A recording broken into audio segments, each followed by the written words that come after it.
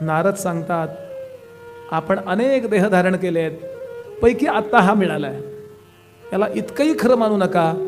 या जन्मीचं दुःखही खरं नाही आहे, या जन्मीचं सुखही खरं नाही आहे. अत्यंत तात्पुरता 70-80-90 वर्षापूर्वीचा प्रसंग आहे.